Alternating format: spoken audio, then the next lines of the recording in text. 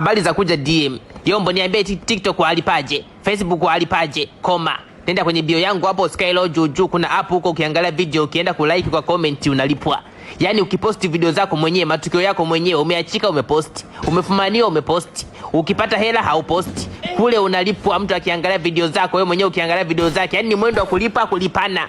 Yaani kule faida bado yakamilisha vigezo. Yaani kule ni hela juu ya hela. Ukitaka kuangalia movie, yani kiukweli ka app ni kazuri, kametulia. Sasa mimi kule na account. Na nataka pia kule niwe na familia yangu ambao nitakuwa na posti vitu tofauti na vya huku.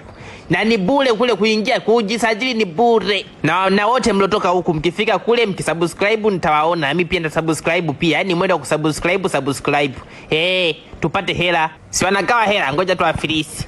Cha kufanya nenda kwenye bio yangu hapo, na hii ni kwa watu wenye iPhone ndo wataipata hapo kwa urahisi. Wewe wenye Android watatumia website vidify.com.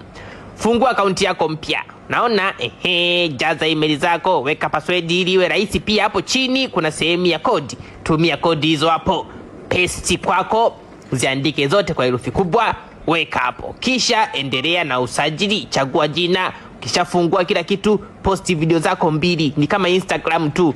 Posti sehemu zote moja. Alafu kisha maliza ni search, ni subscribe. Nitaona huku fulani amekusubscribe na mimi pia nitakusubscribe. Kisha tutaanza kufurahia huko sasa. Zaidi ya TikTok, zaidi ya Facebook kidogo, mtakafurahia ka application kwa kweli. Sasa njoo na swali lingine tena. Unalipaje online? Unalipaje? Nitakupa tu 0 kila ukumbuko unakosa hamu ya kula.